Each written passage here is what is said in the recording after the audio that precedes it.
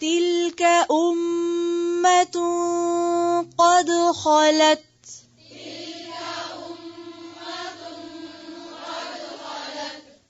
لها ما كسبت ولكم ما كسبتم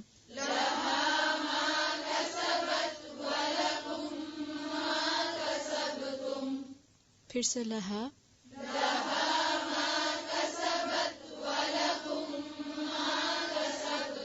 وَلَكُمْ مَا كَسَبْتُمْ كَسَبْتُمْ كَسَبْ كَسَبْ وَلَكُمْ مَا كَسَبْتُمْ وَلَا تُسْأَلُونَ عَمَّا كَانُوا يَعْمَلُونَ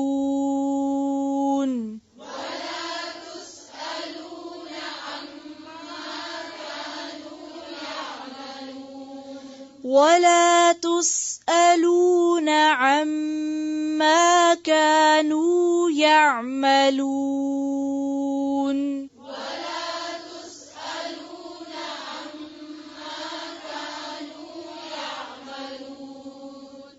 الحمدللہ ہمارا ایک سپارہ پورا ہو گیا. کس کس چیز پہ فوکس کیا ابھی تک ایک سپارے میں؟ جی حمزہ پہ فوکس کیا. اس حمزہ کی آواز جو ہے وہ واضح کرنی ہے. اور مثلا وَإِذْ اس کو وَإِذْ نہیں پڑھنا. وَإِذْ اِذْ حمزہ کی آواز آ رہی ہے نا، حمزہ کی آواز پہ فوکس کیا کہ اس کو واضح کر کے پڑھنا. جی زبر زیر پیش کو لمبا نہیں کھینچنا. ٹھیک ہے، مثلا کتما، ٹھیک ہے، تو زبر زیر پیش کی آواز کو لمبا نہیں کھینچنا. زبر کتنا پڑھیں گے زبر زیر پیش کو؟ جتنی دیر میں انگلی کھلتی ہے. کا، ٹھیک ہے، کا کا، ٹھیک ہے، یہ ایک حرکت کی آواز ہے کا. تو زبر زیر پیش کی آواز کو لمبا نہیں کھینچنا. ایک ایک پہ بھی کرتے جائیں گے انشاءاللہ، بار بار ریپیٹ ہوتی رہیں گی تو وہ غلطیاں ٹھیک ہوتی رہیں گی، اور جب یہ ٹھیک ہوتی رہیں گی تو ہم اور بھی سیکھتے جائیں گے. ٹھیک ہے، کیونکہ ایسا نہیں ہے کہ پڑھنا نہیں آتا، حروف کی پہچان نہیں ہے، ایسا نہیں ہے نا. تو حروف کی پہچان ہے، لیکن صرف چھوٹی چھوٹی سی کہیں سے ٹرمنگ کرنی ہے انشاءاللہ. زیر کو باریک کر کے، اور کس طرح باریک ہوگی؟ زیر کو باریک کیسے کریں گے؟ نیچے کا جو ہونٹ ہے اس کو نیچے کی طرف جب لے کے جائیں گے زیر پڑھتے وقت، تو کیا ہوگا؟ آپ کی زیر بخود ہی باریک ہو جائے گی.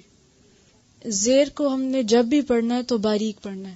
ٹھیک ہے، زبر زیر کے درمیان کی آواز نہیں آنی چاہیے. ٹھیک ہے، مثلا ان کو ان ایسے نہیں پڑھنا. ان زیر کی آواز ہے وہ باریک ہوگی. باریک کیسے ہوگی؟ جو آپ کا یہ جو لوور جو ہے یا لوور لپ ہے، اس کو جب آپ زیر پڑھتے وقت نیچے کی طرف کریں گے، مثلا ای، ٹھیک ہے، جب نیچے کی طرف کریں گے تو وہ خود ہی باریک ہوگا. اور اگر آپ کو لگتا ہے کہ آپ کا صحیح نہیں ہو رہا ہے، شیشہ رکھ کے پریکٹس کر لیں. خود دیکھیں اپنے آپ کو، میرا یہ لوور جو لوور لپ نیچے ہو رہا ہے، ٹھیک ہے، اور جب ہوگا تو انشاءاللہ وہ بھی ٹھیک ہو جائے گا. سا کو نرمی سے پڑھنا ہے، س کر کے نہیں پڑھنا. ٹھیک ہے، سختی نہیں آنی چاہیے اس میں. سا کو نرمی سے پڑھنا ہے. جی سا کے علاوہ ذال کو بھی نرمی سے پڑھنا ہے. اگر کسی حرف پر پیش کے ساتھ آگے واو آئے تو اس کو لمبا کھینچتے. اور کیا بتایا؟ زبر زیر پیش کو لمبا نہیں کھینچنا، اور زیر کو باریک کر کے پڑھنا ہے، حمزہ کو واضح کر کے پڑھنا ہے. اور اگر ابھی یہ بھی چیزیں ٹھیک ہو گئی تو آپ سمجھیں آپ نے کچھ سیکھ لیا. ٹھیک ہے، مثلا قالو، لام پہ کیا ہے؟ پیش، اور آگے کیا آ رہا ہے؟ واو. تو اس کو قالو پڑھ سکتے ہیں، واو آ رہا ہے نا، تو اس واو کو بھی پڑھیں گے قالو. تلک امتن، یہ ایک امت تھی. کیا معنی امت کا؟ یہاں کیا ترجمہ کریں گے؟ گروہ، گروپ. قد خلت، تحقیق گزر گئی، چلے گئے یہ سب. لہا ان کے لیے ہے، یعنی اپنے ساتھ لے گئے. ما کسبت جو انہوں نے کمائی کی. ولکم اور تمہارے لیے. ما کسبتم جو تم نے کمائی کی. ولا تسألون اور نہ تم سوال کیے جاؤ گے. اما کانوا یعملون، اس چیز کے بارے میں جو وہ عمل کرتے تھے، یعنی ان کے اعمال کا حساب تم سے نہیں ہوگا. کس سے ہوگا؟ انہی سے. اور تمہارے اعمال کا تم سے. تلک امۃ قد خلت، یہ ایک جماعت تھی جو گزر گئی.